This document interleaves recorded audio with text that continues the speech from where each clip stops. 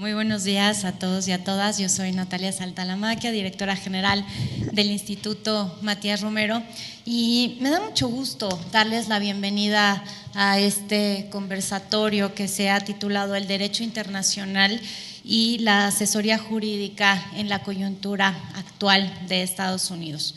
Me parece que es una manera estupenda de arrancar con las actividades de este 24º taller de Derecho Internacional que organiza año con año la Consultoría Jurídica, la Secretaría de Relaciones Exteriores. Y pues desde luego iniciar con una felicitación al consultor jurídico Alejandro Alday, porque ha integrado un programa excelente que se va a ir desarrollando a lo largo de estos 3 días. Y bueno, también creo que es estupendo empezar con este tema porque ustedes saben de la pertinencia y de la importancia que tiene este asunto en la actualidad de México hoy en día, y también porque contamos pues con 2 grandes personalidades para conversar sobre este tema. Así que es un honor compartir este espacio y presentar, bueno, a alguien que no necesariamente requiere presentación en esta casa, pero hay que cubrir las formalidades, don Bernardo Sepúlveda Amor, quien fuera canciller de México en tiempos quizá tan difíciles como estos, don Bernardo, pero también había sido previamente nuestro embajador en Estados Unidos. Después de una larga trayectoria, siempre mencionamos que no solo fue juez de la Corte Internacional de Justicia, sino también su vicepresidente, y es ante todo una de las voces más autorizadas a las que recurrimos siempre para analizar la política exterior de este país. Muy bienvenido, don Bernardo, gracias por estar con nosotros.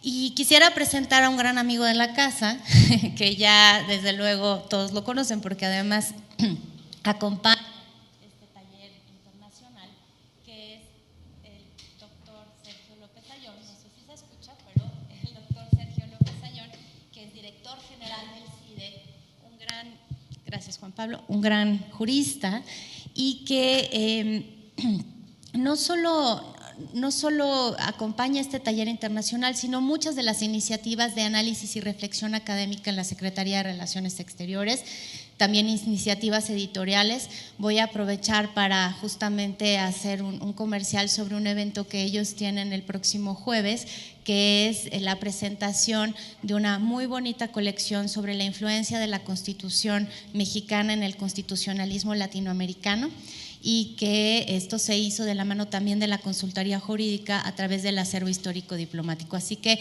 muchas gracias, doctor López Ayón, por todas estas contribuciones. Y bien, pues se trata de conversar sobre cuál es el camino para enfrentar desde el punto de vista jurídico pues la situación y el clima antiinmigrante que se está viviendo en Estados Unidos. Ustedes saben, a manera de breve introducción, que este clima antiinmigrante se traduce en una serie de cuestiones que son lesivas para la situación de nuestros connacionales y los migrantes en general en Estados Unidos. Hay desde luego a nivel del discurso una tendencia a discursos xenófobos, racistas. Acabamos de ver Charlottesville este fin de semana y eso no es tampoco una casualidad.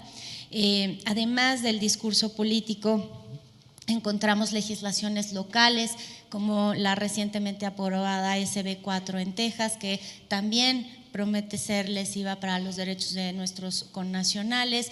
Y desde la presidencia, desde el Poder Ejecutivo de Estados Unidos, hay una serie de acciones ejecutivas que están, por ejemplo, dando mayores potestades a las autoridades policiales o al ICE para detener y deportar gente, o digamos, la manera en la cual se estrenó la administración Trump, que fue con esta orden ejecutiva que prohibía o limitaba la entrada a connacionales de 6 países islámicos. Y aunque eso no nos afecte directamente, nos afecta a todos porque en realidad enturbia y genera una narrativa negativa frente a la migración. Así que se trata de hablar de estos temas, como cuáles son las acciones jurídicas que tenemos enfrente, y a lo mejor también pensar qué escenarios a futuro se van presentando y cómo los vamos manejando. Entonces, tenemos hasta las 10:15 de la mañana, más o menos, para recuperar el tiempo, y yo les plantearía a nuestros dos ponentes que hagan una presentación inicial de arranque de unos 10, 12 minutos para que después empecemos con una conversación y a lo mejor darle un espacio también a la audiencia, 10 minutos al final para preguntas y respuestas. De tal manera que yo le ruego a don Bernardo si puede comenzar. Y le paso este micrófono.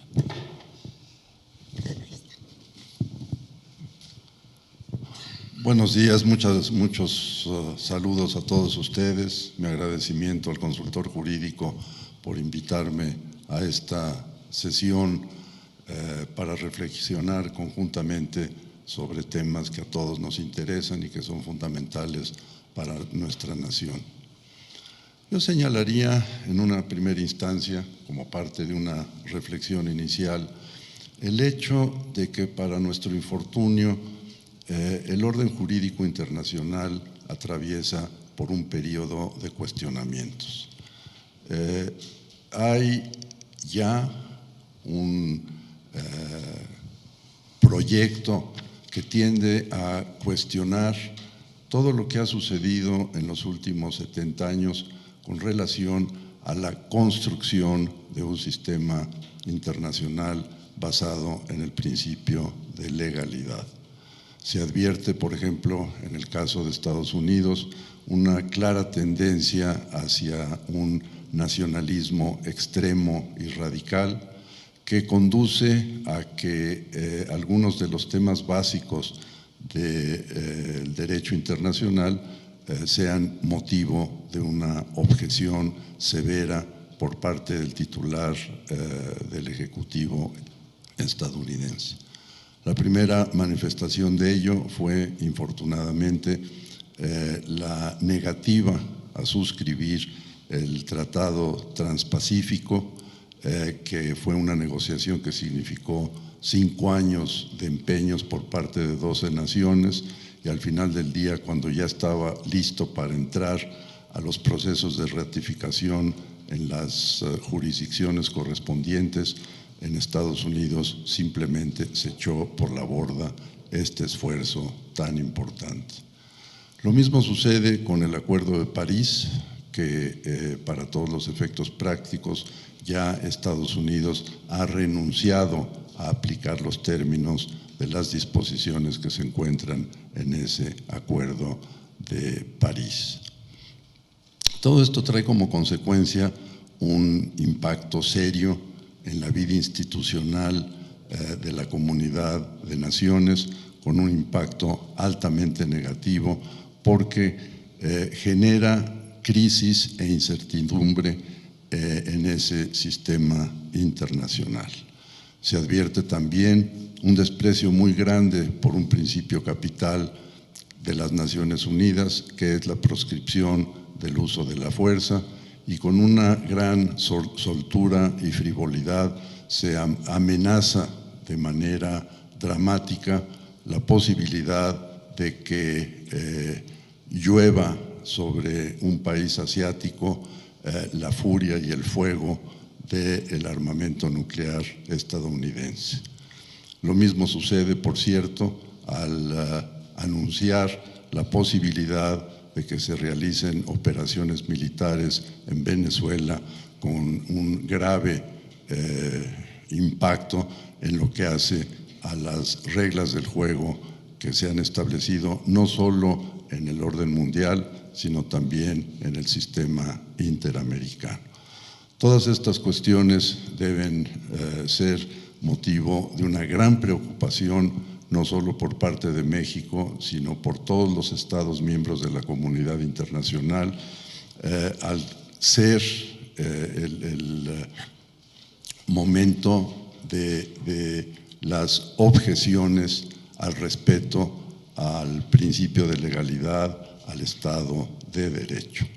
Entonces, ese es el contexto en el cual se inicia esta conversación en Cancillería, la conversación y seminario que ya tiene 24 años de existencia y que tengo la esperanza que resulte muy fructífero y alentador el ejercicio que ahora emprendemos.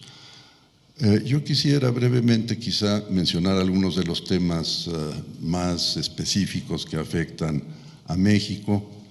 Uno, primero, que me parece esencial referirme a él, tiene que ver con la consideración del inmigrante como delincuente.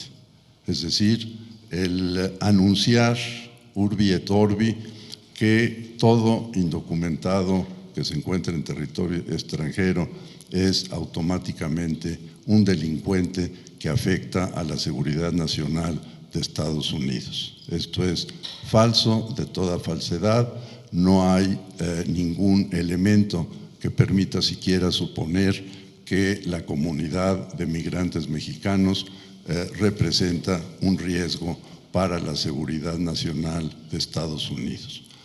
Lo mismo sucede con las acusaciones que se hacen en el sentido de que esos inmigrantes son miembros, como si se pudiera generalizar en todos los casos, miembros de organizaciones criminales que se dedican a delinquir en Estados Unidos.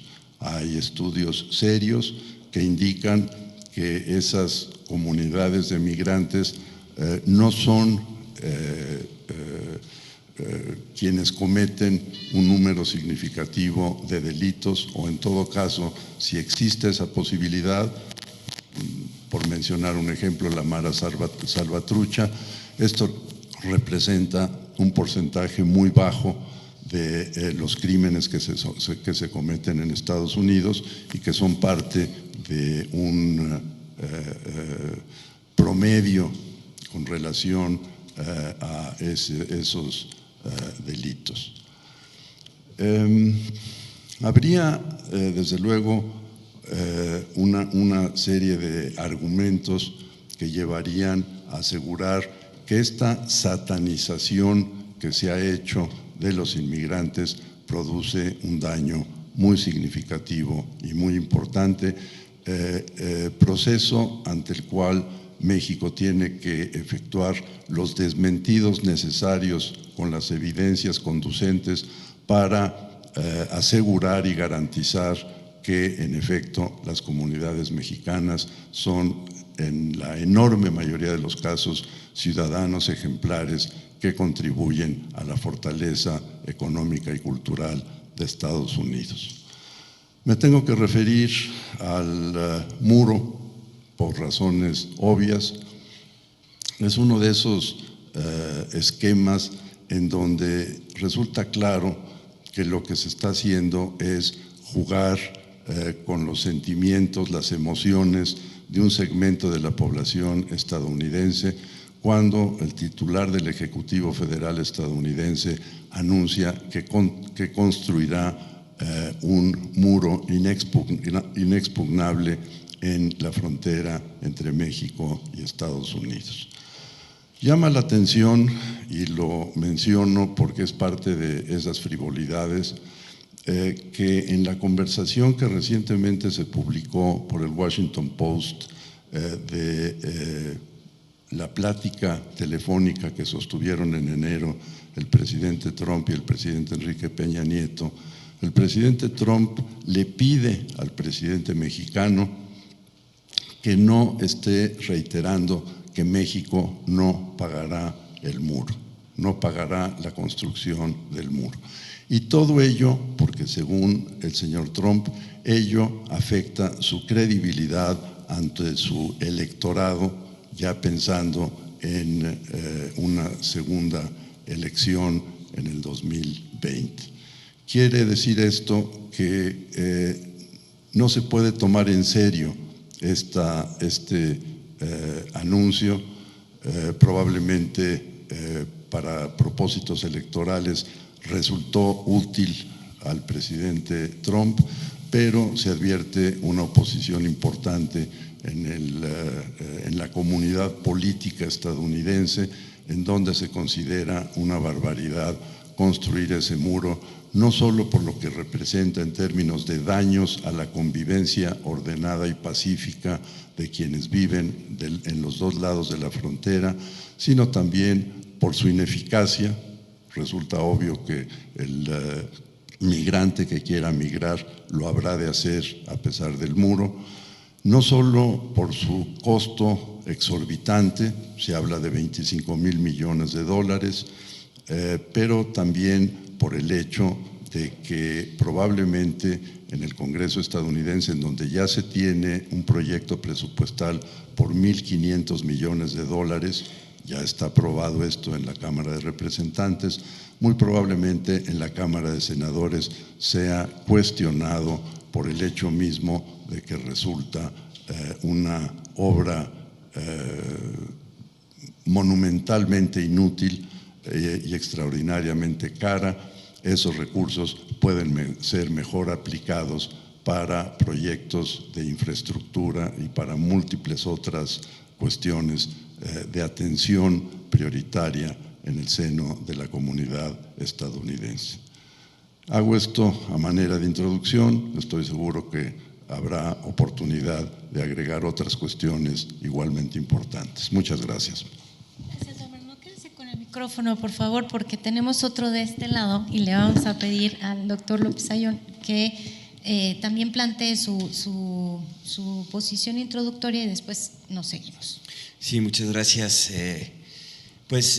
La invitación fue un conversatorio y entiendo que justamente la idea de un conversatorio es alejarnos de la conferencia magistral y poder tener un aliento de diálogo, tanto con don Bernardo, para mí es un honor poder hacerlo, como con ustedes. Y en esa lógica, menos que una exposición, yo quisiera poner en la mesa 3 o 4 temas que me parecen relevantes para el tema que nos han propuesto. Primero, y como ya lo decía don Bernardo, en efecto, estamos viviendo un momento, yo quisiera pensar que más que de un desafío, de un momento donde muchas de las líneas de trabajo, de las certezas que se habían venido construyendo en el sistema internacional desde el final de la Segunda Guerra Mundial, y que es un proceso largo pero persistente, continuo, de la construcción de un orden jurídico internacional, justamente con esta idea donde el derecho tuviera un valor central y principal, y que fue construyendo verdaderos espacios globales donde las normas jurídicas venían teniendo una preponderancia muy importante. Simplemente por mencionar algunos, desde luego en el orden económico y particularmente el orden comercial, se había venido construyendo un sistema internacional muy sólido, no solo sustantiva, sino también a través del punto de vista de organización, con la OMC y toda la estructura internacional que supone esto. Desde luego en el ámbito, en el aliento de los derechos humanos, la construcción de sistemas continentales de protección de derechos humanos, con una incidencia muy fuerte en la manera en que los estados nacionales empezaron a incorporar estas normas, las prácticas, la creación de tribunales internacionales en materia de derechos humanos. Lo veíamos también de manera incipiente, pero cada vez más profunda en materia de derecho ambiental internacional, donde hay un entramado de tratados internacionales que llaman a la cooperación internacional y a la acción conjunta de los estados para la protección del medio ambiente, en cambio climático, en protección de la capa de ozono, en protección de especies en peligro de extinción. En fin, podríamos ampliar. También lo veníamos viendo en materia de combate a la criminalidad o al crimen organizado, en materia de derecho penal también hay una construcción muy importante, y todas estas líneas que habían venido construyendo normas e instituciones, organizaciones que incidían de manera directa en la manera en que los estados nacionales reaccionaban, comportaban, normaban, regulaban e incluso se inscribían en esta lógica, viene en este momento, paradójicamente, por el país que, si bien había sido el líder en este proceso, también había sido, y es una paradoja, el país que más resistencia había puesto a la incorporación directa del derecho internacional, lo cual no quiere decir que no lo haya hecho, lo que pasa es que lo hacían de una manera muy distinta. Y déjenme decirlo, incluso en algunos aspectos, déjenme lanzar una pequeña provocación de manera más seria, porque ustedes saben que cuando, en los raros casos en que Estados Unidos adopta un tratado internacional, tiene que emitir lo que ellos llaman la legislación de implementación, que supone introducir en sus leyes las obligaciones o traducir las obligaciones de los instrumentos internacionales en ley nacional. Y por eso también, cuando decía Trump, nos vamos a salir del TLC, pues los que conocíamos un poco el entramado jurídico que desde el punto de vista del derecho americano suponía el TLC, pues pensábamos no va a ser tan sencillo, porque supone que el Congreso dé marcha atrás a un conjunto de obligaciones que están ya inscritas en el marco jurídico propio de los Estados Unidos. En fin, tema interesante a reflexionar, los mecanismos de recepción del derecho internacional en los Estados nacionales y las peculiaridades, aparentes paradojas de los Estados Unidos. Pues bien, como dice don Bernardo, de pronto y de manera un tanto intempestiva nos encontramos con que, al menos desde la presidencia de los Estados Unidos, y subrayo desde la presidencia porque uno de los puntos que quisiera yo mencionar es la complejidad del sistema americano, ¿sí? Se viene a poner un freno, se viene a poner un cambio de dirección en esta tendencia. Quizás ya teníamos algunos síntomas de esto, probablemente el más visible, el Brexit, la decisión de la Gran Bretaña de retirarse de la Unión, de la Comunidad Económica de la Unión Europea, que también es un fenómeno muy complejo desde el punto de vista jurídico por todo lo que ya se había avanzado. Vemos entonces esta nueva tendencia que busca recuperar los espacios nacionales y busca aparentemente desvincularse de este proceso de vigencia de la norma jurídica internacional como la orientación de la acción no solo de los estados, sino también de los ciudadanos de los estados. Y es desde luego una condición que nos debe preocupar, porque vendría a dar, vendría en sentido contrario a los procesos de construcción institucional de los últimos 50 años.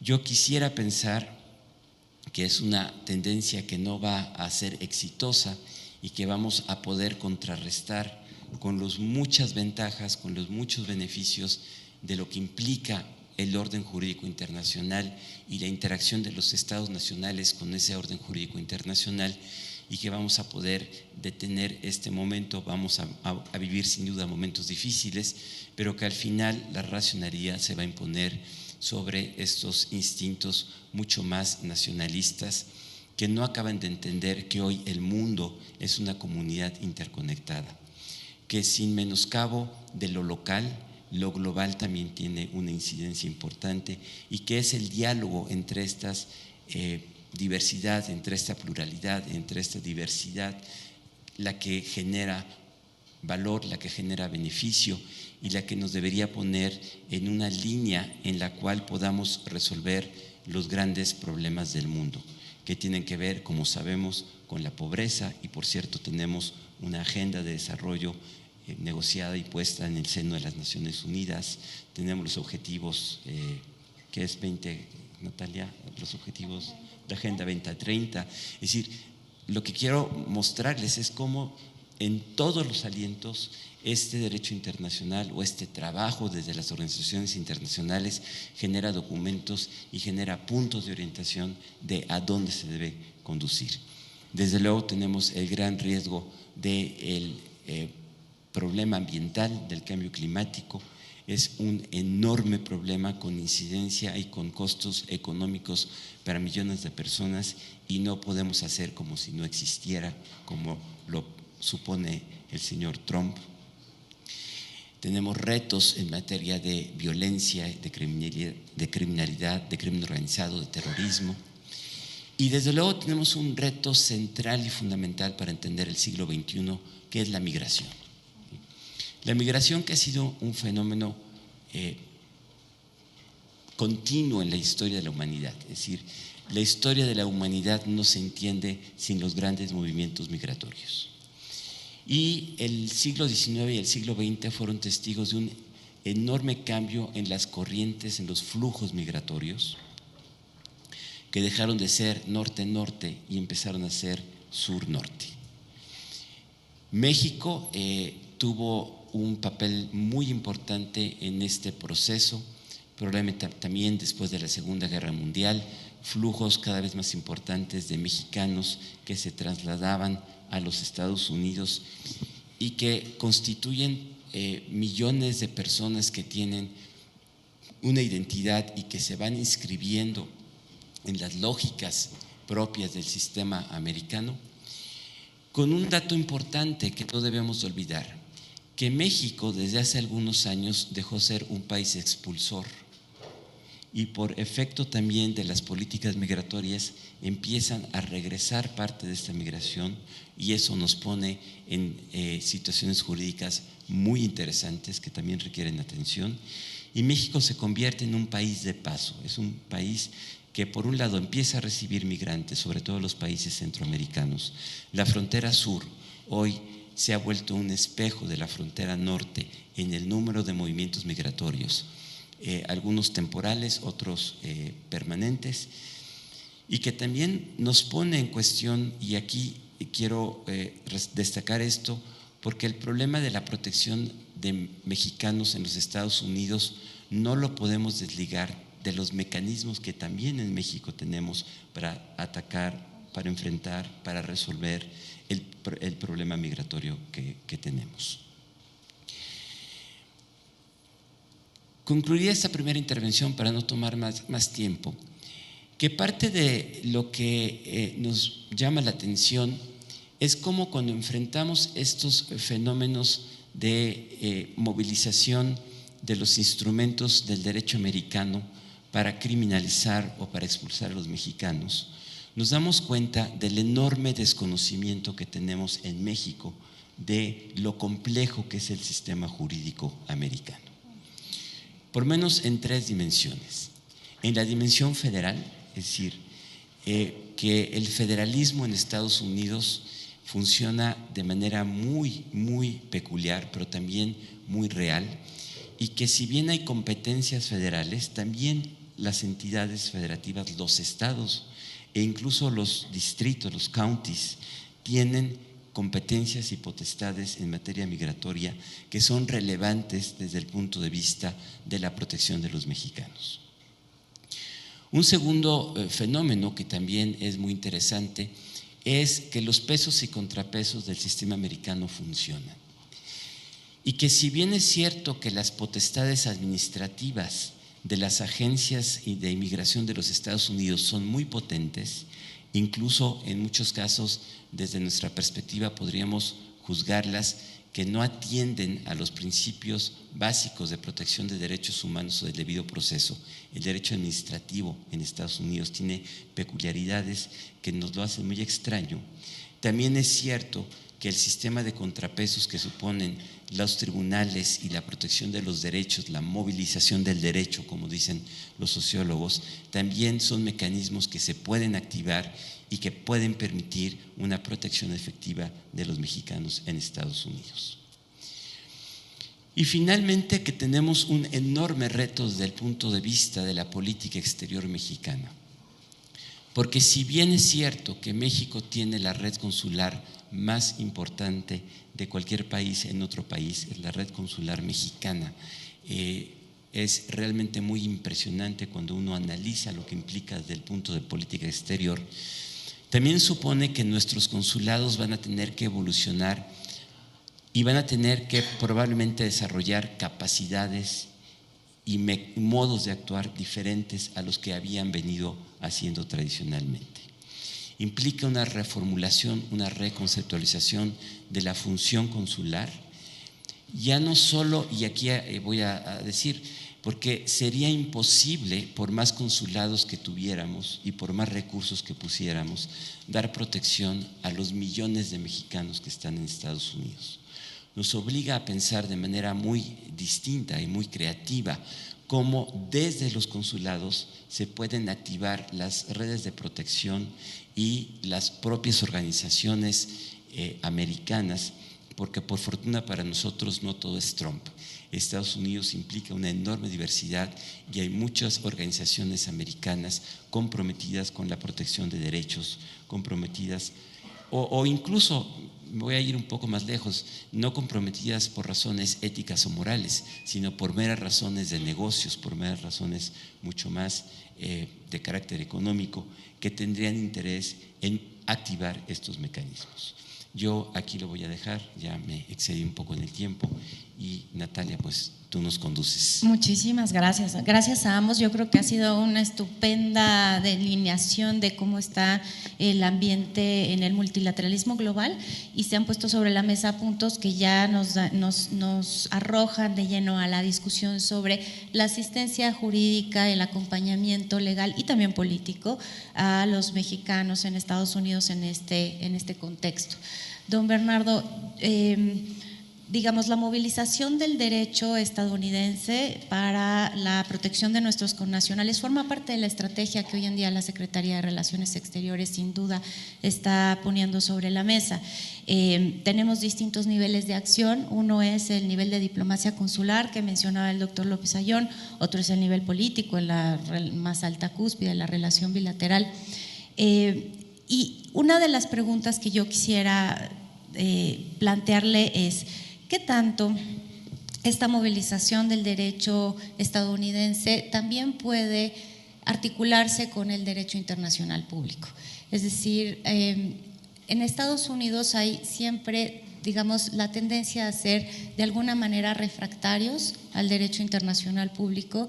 Tienen un sistema dualista, ya lo decía el doctor, en el cual el derecho internacional público no es autoejecutable, tiene que pasar muchos pasos hasta que eso se incorpora y se internaliza en su sistema jurídico, y pues invocar, no sé, digamos, el Pacto Internacional de Derechos Civiles y Políticos, que ellos sin duda han ratificado, o algunas otras convenciones, quizá sea algo que se nos antojaría hacer, pero que tendría consecuencias no demasiado, no tendría un impacto demasiado importante en un espacio donde los operadores jurídicos tienden a desestimar el derecho internacional.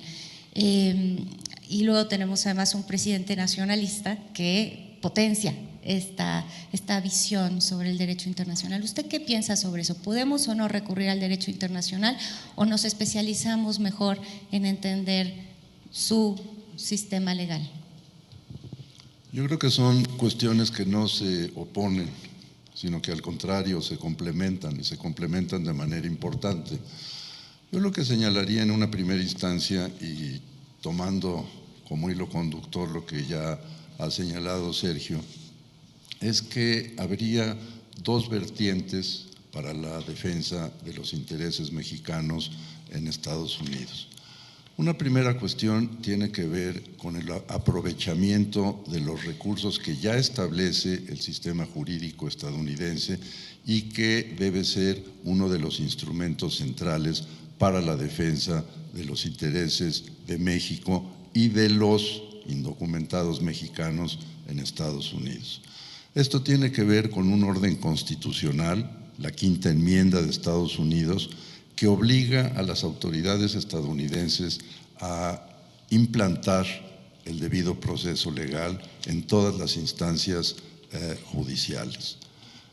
Esto quiere decir que, desde mi perspectiva, se debería de aprovechar el orden judicial estadounidense como medio de protección de los intereses del indocumentado mexicano en Estados Unidos. Debo señalar en este sentido que cuando el presidente Trump emitió en enero un par de órdenes ejecutivas que afectaban severamente derechos humanos, estados de la Unión Americana, estados federados, Minneapolis y Washington, presentaron un reclamo ante el sistema judicial estadounidense, señalando que esas órdenes judiciales eran inconstitucionales. Y en varias instancias judiciales, y estoy pensando en el 9º Tribunal de Circuito radicado en San Francisco, se dejó absolutamente claro y preciso que había una obligación real y manifiesta para que todo individuo que se encontrara en territorio estadounidense, legal o ilegalmente, tuviera la protección de la Quinta Enmienda Constitucional de Estados Unidos. Esto significa que el esfuerzo que haga México para proteger y amparar a sus nacionales tiene necesariamente que pasar por el sistema judicial estadounidense. Es decir, lo que planteo es que se ponga en evidencia la ilegalidad de deportaciones arbitrarias sin que se cumpla el debido proceso legal. Y en este sentido, México debería de asegurar que todo mexicano que esté en riesgo de deportación tenga la posibilidad de acudir a los tribunales y a los jueces en materia de migración para que su deportación, si acaso ocurre, esté debidamente fundada y motivada. Señalo también, todavía dentro del espacio estadounidense, que habría una gran posibilidad de reclutar a distintas instituciones para que coadyuven en la defensa de los intereses nacionales. Estoy pensando, desde luego, en bufetes de abogados que han actuado pro bono en más de una instancia para proteger a quienes vean afectados sus derechos civiles. Estoy pensando en, desde luego, en bufetes que en muchas ocasiones trabajan pro bono, pero también hay despachos que pueden ser contratados para efectos de cumplir con esta tarea. Todo ello significa reafirmar la necesidad de acudir al sistema judicial estadounidense y reclamar las normas jurídicas que ya son parte del sistema jurídico estadounidense.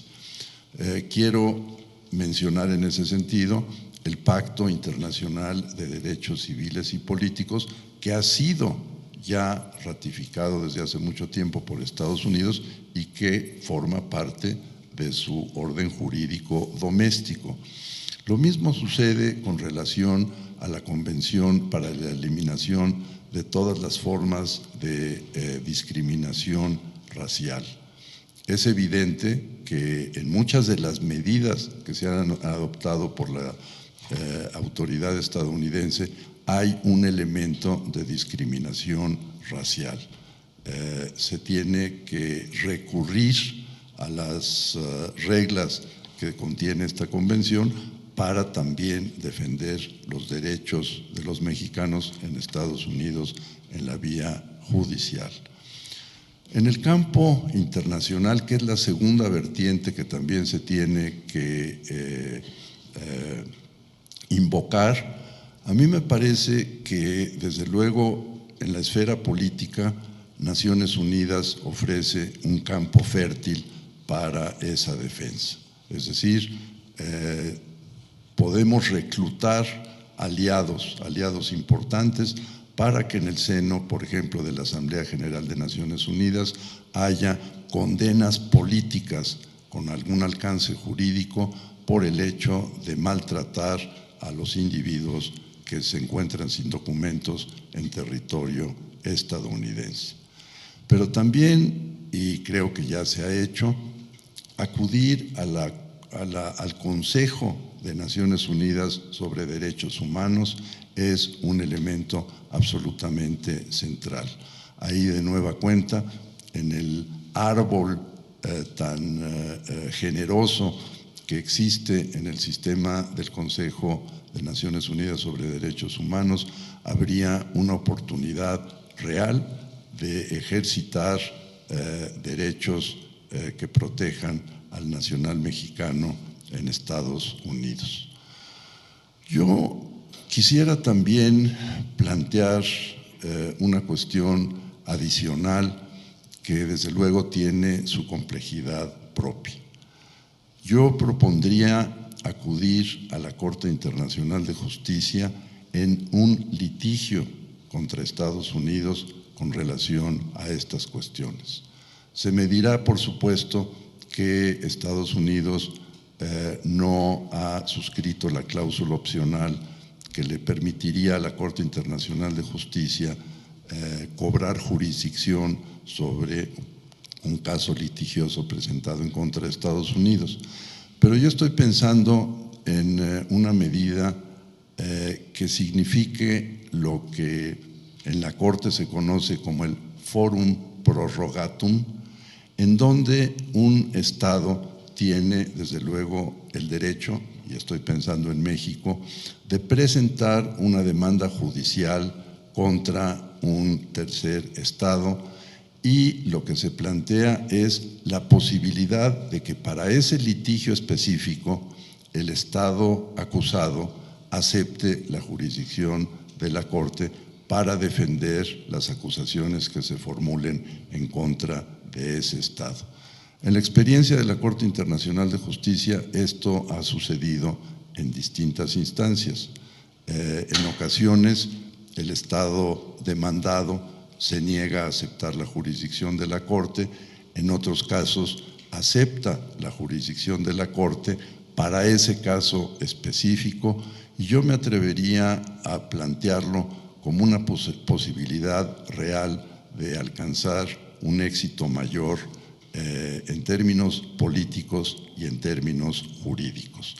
El solo hecho de presentar una demanda bien fundada y motivada ante la Corte Internacional de Justicia representaría un formidable impacto con un alcance político y jurídico en la relación entre México y Estados Unidos y en general, por cierto, con relación a otros miembros de la comunidad internacional.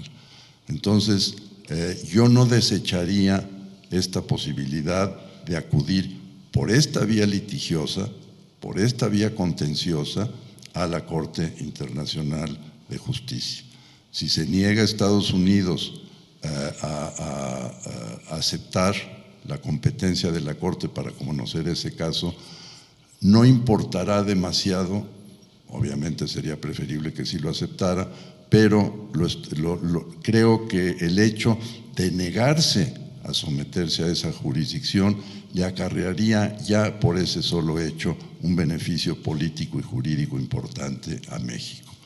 La otra posibilidad, desde luego, es abrir la puerta a que se formule una opinión consultiva no vinculatoria a la Corte Internacional de Justicia, pero esto requerirá un mayor tiempo porque se tendrá que negociar con miembros de la Asamblea General de Naciones Unidas, 193 estados, un acuerdo que conduzca a que sea la Asamblea General la que presente una petición de opinión consultiva no vinculatoria a la Corte Internacional de Justicia. Me parece que ese camino también debe ser explorado. No son excluyentes las dos vías que propongo, pero estimo que cualquiera de ellas habría de significar una ventaja importante para México mediante el aprovechamiento de un orden jurídico internacional que lleva necesariamente a que los derechos del individuo, los derechos humanos y los derechos del Estado queden cabalmente protegidos mediante un Estado de Derecho. Gracias, don Bernardo. Qué importante lo que subraya respecto a la articulación entre los objetivos políticos y las estrategias jurídicas. Ese doble juego debe estar presente tanto en lo que hacemos dentro de Estados Unidos a nivel consular como a nivel multilateral, y necesitamos siempre las ideas más creativas y novedosas en esta temporada, así que es muy interesante lo que pone sobre la mesa respecto a recurrir a la Corte Internacional de Justicia. Doctor López Ayllón, ¿qué le sugieren estas ideas? Porque son muy sugerentes, sin duda. Sí, desde luego. Creo que dos ideas. En efecto, a partir de tu pregunta, Natalia, creo que don Bernardo muestra muy bien que no son dos estrategias incompatibles, sino son dos estrategias que se pueden reforzar mutuamente.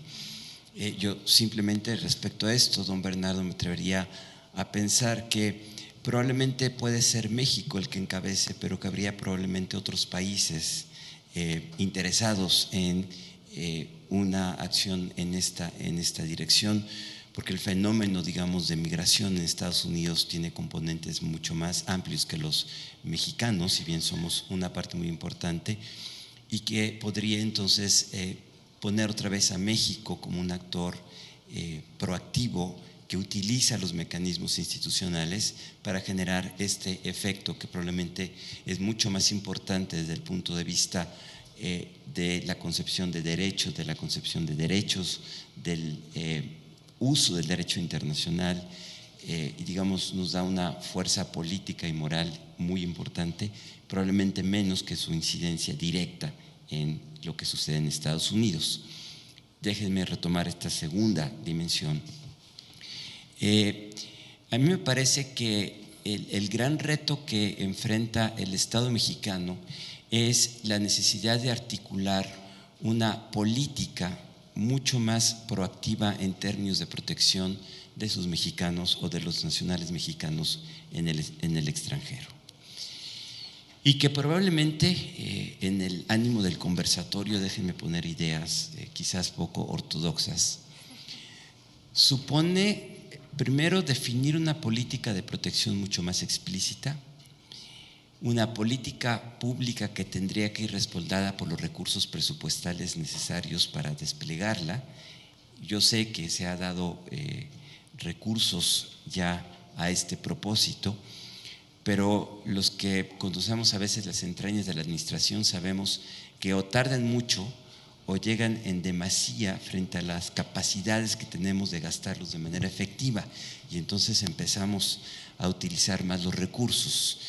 De ahí que sea muy importante fijar una buena política, una buena estrategia, y que incluso podría llevar a plantear, déjenme llamarlo así,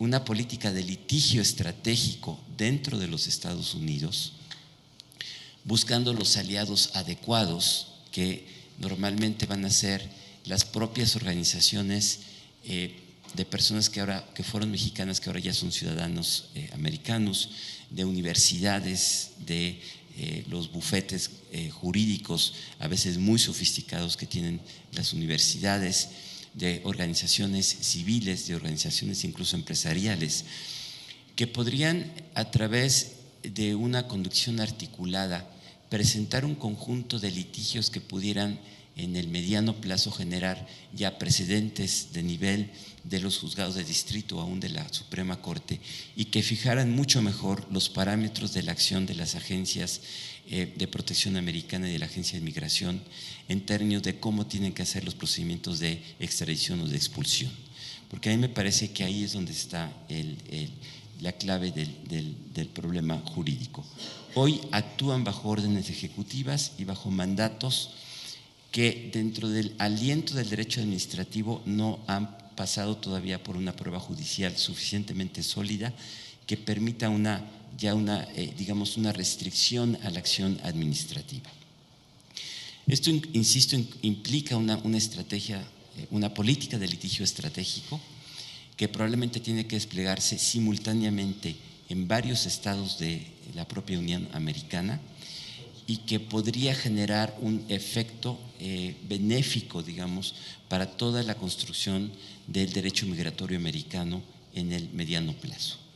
Creo que esta estrategia podría ser una vía interesante, insisto, me hago cargo que es novedosa, que puede ser controvertida y que puede ser compleja de ejecutar, pero que deja de ponernos en una situación reactiva y nos pone en una situación proactiva, siempre en el marco de las instituciones y de los procedimientos jurídicos que permite el sistema americano. Me parece que esta podría ser una línea de acción que sin duda hay que pensar. Yo sé que hay una gran movilización de recursos, yo sé que se han contratado despachos en Estados Unidos, yo sé que hay organizaciones muy activas, pero me parece que tendríamos que dar un paso todavía más adelante para poder plantear entonces esta estrategia que permita generar ya un entorno normativo de protección basado en derechos y en la movilización del derecho dentro de la lógica de los Estados Unidos. Yo aquí la dejo. Sí existe una estrategia que no es reactiva, que es propositiva, que ha creado centros de defensoría legal, que ha creado un sistema integral de atención a mexicanos que trabaja 24 horas, que genera las campañas informativas necesarias sobre cómo proteger el patrimonio en caso de deportación o qué hacer si se presenta la autoridad migratoria sin orden de registro o orden de detención en la casa de los migrantes, etcétera. Y también existen acompañamientos a las organizaciones civiles, a los socios locales que están impugnando judicialmente ciertas medidas. Por ejemplo, la ley SB 4 de Texas, pues sí, México en efecto ya en coadyuvancia a esos demandantes, a esas organizaciones, ha presentado una declaración jurada ante una corte en San Antonio. Sin duda, la estrategia se podría apretar y podría ir más allá y ser a lo mejor más sistemática. Entonces es muy bienvenida la sugerencia por parte del doctor López Ayón. Ahora, mi pregunta, creo que es una pregunta que he escuchado en varios lados, es ¿cuál es el límite que impone el derecho internacional, pero también la sensibilidad política frente a estas acciones legales que realizamos dentro del sistema jurídico y político de Estados Unidos? El fin último es proteger a los migrantes, es que estén mejor nuestros connacionales en Estados Unidos. ¿Hasta dónde podemos actuar sin generar una contrarreacción que sea negativa? Esto es lo que les planteo. ¿Qué límites políticos y qué límites jurídicos tenemos para esta acción? Yo creo que no hay límites. Es decir, el único límite es dentro del derecho el aprovechamiento del sistema judicial estadounidense y el aprovechamiento de un orden constitucional y un orden legal que ya existe y que en ese sentido no discrimina sobre actores extranjeros que puedan operar en el contexto de ese sistema jurídico creado por Estados Unidos y que ha demostrado, como ya lo señalaba Sergio, un sistema de pesos y contrapesos con relación al Poder Ejecutivo e inclusive con relación al Congreso estadounidense. No veo límite alguno en ese sentido. Por ejemplo, no se ha advertido lo suficiente la existencia de un instrumento jurídico que sería muy benéfico para mexicanos, que es un acta que se llama el William Wilberforce Act de 2008, que protege a los niños y niñas no acompañados. Fenómeno que infortunadamente es un fenómeno muy serio, muy grave, y que conforme a este instrumento legislativo, el William Wilberforce Act, todo infante debe quedar amparado bajo la protección del secretario de Salud de Estados Unidos. No entra el infante en el ámbito de las deportaciones y de las medidas que se adoptan para el inmigrante indocumentado, sino que se tiene que acudir a la vía que provee el acta esta que menciono para efectos de que esos niños estén debidamente protegidos. En el caso de la fragmentación familiar, que es otro tema excepcionalmente grave, también se tiene que acudir a medidas legales para asegurar que no se fragmentan, que no se dividen esposo con esposa, padres con hijos, que es una cuestión absolutamente criminal y que se está llevando a cabo y que es totalmente contrario a un derecho humanitario internacional. Entonces, me parece a mí que no habría absolutamente ninguna limitación para que México actuara por la vía del principio de legalidad y aprovechando los instrumentos que provee la legislación estadounidense para defender los intereses de sus nacionales. Muy bien, muchas gracias, doctor. Yo coincido plenamente, es decir, no hay límite, bueno, a ver, sí hay límite. Siempre que nos mantengamos en el marco de acción de las instituciones, de los procedimientos, de los derechos del sistema, yo creo que no hay objeción alguna a la acción. Y aquí yo diferenciaría la acción directa del Estado mexicano a través de probablemente contratar a despachos americanos que representen los intereses de los mexicanos o de algunos mexicanos o incluso del Estado mexicano en ciertas hipótesis, y que se puede complementar con la movilización de las propias organizaciones americanas interesadas en este tipo de cuestiones. Y entonces genera un efecto, y con esto introduzco una idea, que una gran parte del desafío que nos presenta hoy entender las relaciones internacionales es que los estados ya no son los interlocutores únicos en materia de derecho internacional o de relaciones internacionales, sino que hoy todos los agentes contribuyen a la construcción de estas relaciones. Déjeme decirlo de manera un poco provocadora.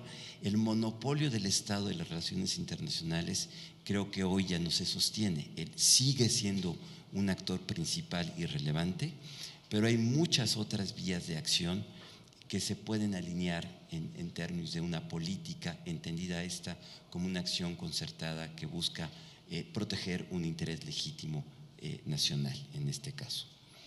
Y en este caso son los intereses de digamos, tendríamos que darle una perspectiva de derechos, ¿no? Es decir, son los derechos de las personas que emigraron ilegal o ilegalmente y que con el transcurso del tiempo han adquirido una serie de derechos, o que la deportación implica la vulneración de alguna esfera de su, digamos, de su aliento de protección desde el punto de vista de los derechos, donde tenemos que estar actuando con esa perspectiva. No es entonces una perspectiva de injerencia, es una perspectiva de protección de derechos en el orden del marco jurídico internacional. Y por último, y no quisiera dejar, también nos pone un reto desde el punto de vista nacional, porque a pesar de los esfuerzos que podamos desplegar en los próximos meses, sin duda va a haber deportaciones, ya hay y habrá. Y el sistema jurídico mexicano no está preparado para recibir a los deportados. Llegan en condiciones totalmente precarias, sin documentos, sin identidad, sin perspectivas de reinserción, y entonces sufren una doble revictimización. Creo que el Estado mexicano tendría, y hay algunas acciones que ya van encaminadas en esa dirección, pero creo que falta mucho por hacer, que al momento de recibir a los deportados se les pueda dar de inmediato un pasaporte, se les pueda dar una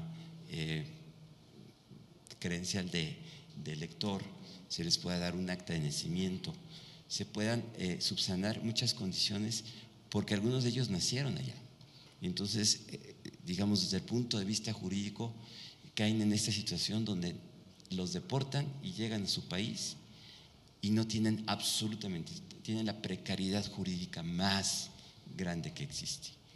Necesitaríamos encontrar, y no los tengo, simplemente lo pongo, estos mecanismos de darles un derecho a la identidad y de darle una protección básica a sus derechos como personas cuando reingresan a territorio nacional en estas condiciones. Eso también es un desafío que tenemos que considerar en este complejo mundo donde estamos interactuando. Bueno, pues creo que la dimensión jurídica de este fenómeno que nos preocupa y nos ocupa ha sido clarísima. A mí me da muchísimo gusto que la conversación sea frente a estudiantes de Derecho, pero sobre todo profesores, porque creo que el principal mandato para las escuelas de Derecho y los profesores es: tenemos que insistir en estar mejor preparados para entender no solo el derecho internacional público, que ese siempre ha sido un mandato de cualquier estudiante de derecho mexicano, sino el derecho estadounidense. El derecho comparado se convierte en una cuestión muy importante. Necesitamos más y mejores abogados que entiendan cómo es la complejidad de los procesos del derecho migratorio, del derecho penal, del derecho administrativo estadounidense. Y pues abro la última ronda porque estamos ya cerrando, pero una ronda de preguntas de parte del público. Les pido por favor que se presenten y que hagan una pregunta y un planteamiento, si fuera un planteamiento más bien corto, porque sí tenemos poquito tiempo. Voy a empezar con el caballero de acá y después aquí en medio. Muy buenos días, me presento, Sergio Hernández, profesor universitario. Agradezco los comentarios de esta mesa tan extraordinaria. Y bueno, yo quisiera, primero, como parte del contexto de la pregunta que quiero formular desde luego, pues soy muy receptivo a todo esto que he escuchado, en el sentido de que Estados Unidos es un objetor persistente, de que siempre anda utilizando treaty shopping, foreign shopping, que está de pronto siendo pues el villano, ¿no?, para poder pues tirar todo el tipo de convenciones, ¿no? Y esto lo menciono a propósito de las negociaciones de línea dura, la diplomacia dura que se encuentra uno frente a las negociaciones comerciales, como es el caso concreto del NAFTA, y en donde pues hace unos días fueron las audiencias públicas y el tema, por ejemplo, migratorio ni siquiera se mencionó en las audiencias públicas en la Secretaría de Economía. Y bueno, la pregunta tanto para el doctor Ayón como para el embajador es la siguiente: ¿cuál es su opinión respecto de las reformas constitucionales del 2011 en materia de derechos humanos, en donde le mete el legislador la obligación al Estado mexicano a que todas las negociaciones, incluyendo las comerciales y los principios de política exterior, sean observando los derechos humanos? Y eso implica observar el principio de no regresión en materia de derechos humanos frente a las negociaciones del TLCAN, en donde ya se está hablando de quitar por ejemplo, los temas ambientales, de quitar, por ejemplo, los asuntos laborales, y esto pues está reflejado en los objetivos que publicó la Casa Blanca hace unos días. Gracias. Muchísimas gracias. Aquí en medio, por favor, tomamos 3 preguntas para que después nuestros ponentes nos ayuden a responderlas rápidamente. El caballero aquí en medio, ¿sí? Sí, buenos días. Permítame hacer un espejo de lo que están ustedes al frente, sentados en este conversatorio, hacerme sentir bien estando también sentados, presentarme. Mi nombre es Eduardo Valdés Hernández, de Jalapa, Veracruz, de la Universidad Iberoamericana de la Ciudad de México, Campus Santa Fe, y saludo con mucho afecto al embajador Bernardo Sepúlveda, también con mucho cariño a la escuela, al instituto del cual pertenezco, en la 6ª generación, el diplomado del Matías Romero, estudios diplomáticos, con la embajadora Olga Pellicer en esa época. Y bueno, saludo respetuosamente al maestro Sergio López Ayón, del CIDE. Quiero primero, me permitan, antes de hacer la pregunta, brevemente decirles que felicito al consultor jurídico Alejandro Alday por la nueva visión que tiene de estos conversatorios. Ojalá pudieran retomarse la estrategia de multiplicarlos hacia el interior del país, para que el derecho internacional siga creciendo en cuanto a los estudios, porque el estudio es la única forma en que México puede defender toda esa faceta, todo ese abanico de posibilidades que se dan en cuanto a las relaciones internacionales que celebra nuestro país y en cuanto a las situaciones o fenómenos internacionales que afectan a nuestro país. Coincido plenamente con el embajador en el sentido de que la persona humana, que tiene dignidad, debe ser defendida sin ninguna tregua, hasta sus últimas consecuencias. Y también felicito al maestro Ayón en el sentido de que la inyección de la docencia, de los métodos y didácticas que pueden utilizarse para el aprendizaje del derecho internacional público debe verse efectivamente como un complejo mecanismo, un órgano humano, un complejo humano lleno de órganos, de sistemas, y que todos tienen que ver de alguna manera, desde los más pequeños hasta los más grandes.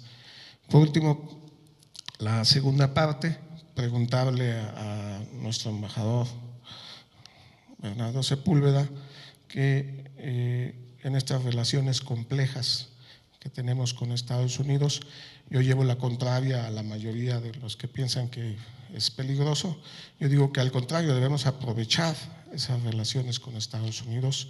Es como un matrimonio peligroso, pero no podemos evitarlo. Ya estamos casados por territorio, estamos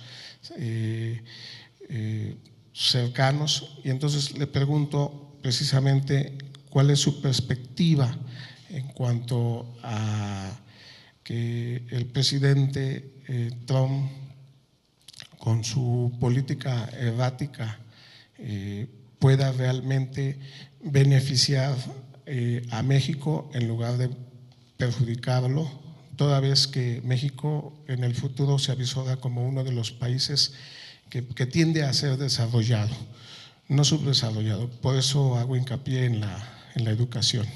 Gracias. Muchísimas gracias. La última pregunta aquí, por favor. Gracias, buenos días. Raquel Soto Sánchez, docente a nivel licenciatura.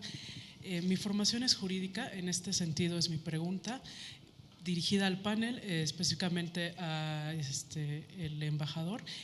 Si bien México hoy en día en materia de migración tiene este reto de la protección y defensa de nuestros connacionales en el exterior, yo tengo en el entendido, si no, por favor háganmelo saber, que la esencia de la ley es la protección, y dentro de la protección está la prevención.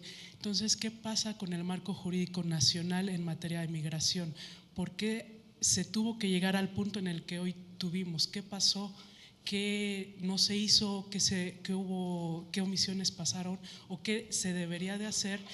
Porque si bien un paso es la defensa de nuestros connacionales que ya están sufriendo las consecuencias de una política interna estadounidense, ¿qué pasa con los que, como el panel señala, el que va a migrar de manera irregular lo va a hacer a toda costa?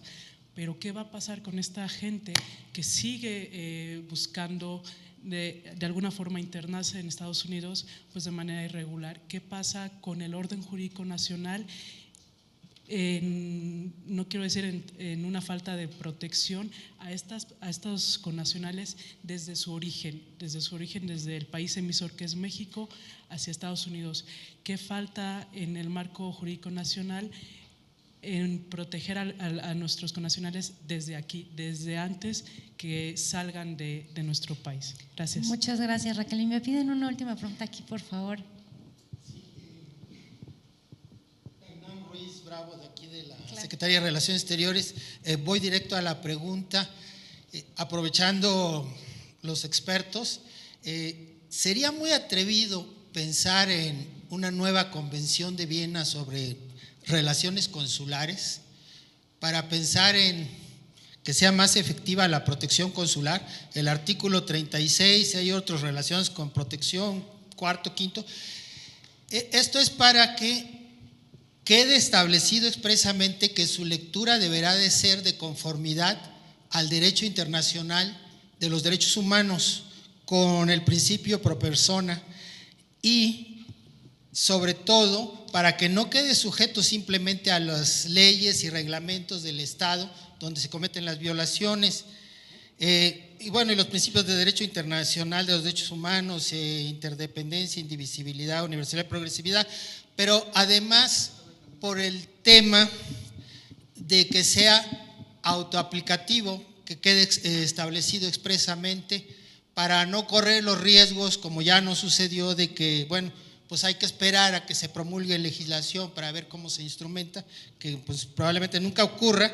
Logros tan maravillosos que tuvo nuestro país, nuestros consulados, que fueron los primeros que lo empezaron a pelear en Houston. Ahí está el embajador Ibarrola, fue cónsul general ahí, y director de protecciones.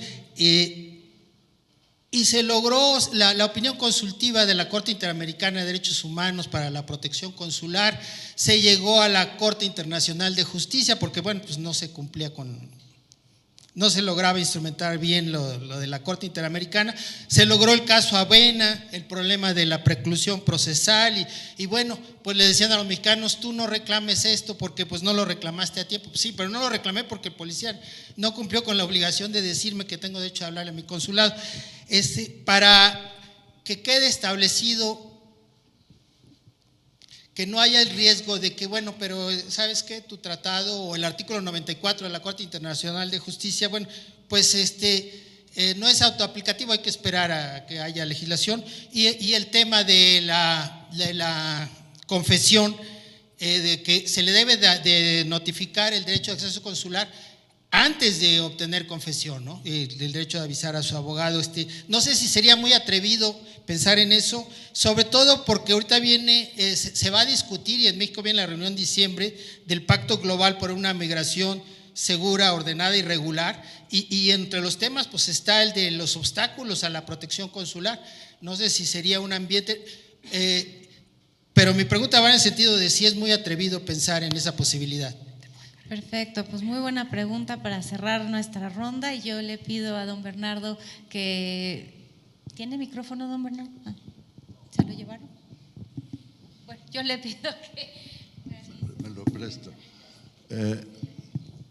Con relación a la última pregunta, yo recomendaría no tocar la Convención de Viena sobre relaciones consulares.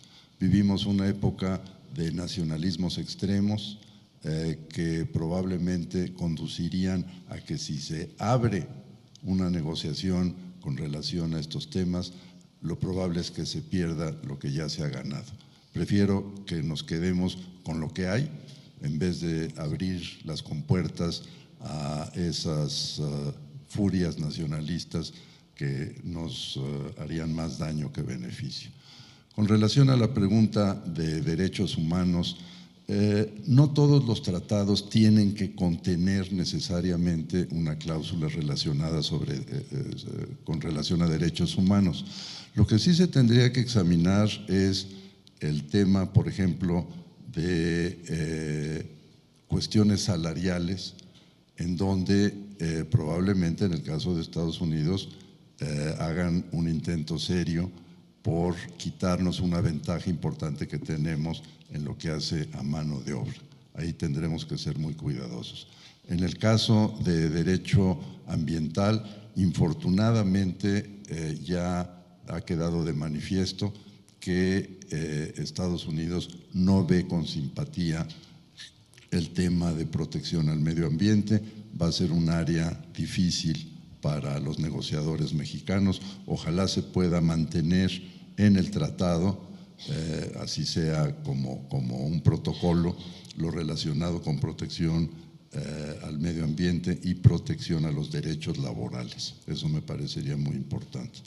Con relación al tema de prevención, la medida óptima para que efectivamente no se produzca esta fuga de mexicanos extraordinariamente valiosos a Estados Unidos es la generación de mano de obra en México.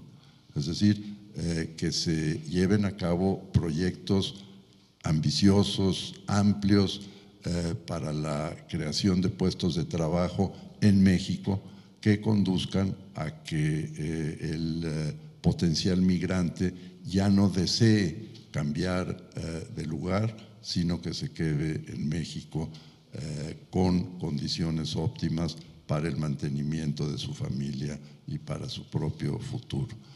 Con relación a la pregunta relacionada con negociadores mexicanos, en el caso del Tratado de Libre Comercio, en 2 días más se inician las negociaciones. Van a ser unas negociaciones muy difíciles. aunque creo que por el interés fundamental del ámbito económico de las tres naciones, lo probable es que las amenazas que emitió en su oportunidad el presidente Trump, entonces candidato, que decía que era el peor tratado que había suscrito Estados Unidos en toda su existencia, probablemente esto se mitigue cuando las fuerzas reales de poder, las económicas y las políticas, indiquen que es muy conveniente para Estados Unidos suscribir un TLC modernizado, eso es cierto, pero no eliminado en sus cláusulas fundamentales. Muchas gracias, don Bernardo. Doctor, por favor, para el cierre. Muy breve, tomo esta última parte. En efecto, el TLC, que por cierto por Estados Unidos no es tratado, es un acuerdo ejecutivo, ya es un tratado viejo, comillas, entonces hay que modernizarlo. Si ustedes leen la declaración que hace USTR de los objetivos de negociación, parece que la primera página está destinada a satisfacer la preocupación retórica del señor Trump, y si uno sigue el documento, lo que encuentra es lo previsible, y es que muchos de los objetivos de negociación están alineados con lo que se había ya negociado en el TPP. Es decir, los temas, creo que esta va a ser una negociación más compleja por la retórica que por la sustancia. Y sí, en efecto va a haber un tema en términos de salarios mínimos, que va a ser una discusión muy interesante, en particular porque la reforma que se hizo hace 2 años en la Constitución ya desvincula el salario mínimo de las unidades de medida, y entonces el argumento del efecto inflacionario sobre toda la economía queda limitado al problema de cuál debe ser el nivel de protección constitucional del salario mínimo. La Corte acaba de hacer una decisión donde no entró al fondo, pero sin embargo en alguno de los argumentos deja entrever algunos elementos interesantes respecto a lo que debe de garantizar el salario mínimo. En fin, pero es otra discusión, va a estar en la mesa, va a ser interesante cómo se desempeña esto, y pues con eso ven ustedes cómo en este mundo todo está relacionado, y realmente estamos enfrentando un momento apasionante para el derecho internacional. Qué bueno que tenemos este taller y que van a tener ustedes la oportunidad de actualizarse en muchos temas. Muchísimas gracias. Pues muchísimas gracias a nuestros 2 brillantes conversadores. Yo les pido que les demos un aplauso para cerrar esta sesión. Enhorabuena, consultor jurídico, y muchas gracias a todos ustedes por su presencia. A continuación, el maestro Alejandro Alday González, consultor jurídico de esta Secretaría, les otorga un libro y un diploma para agradecer su participación en este 24 taller de Derecho Internacional.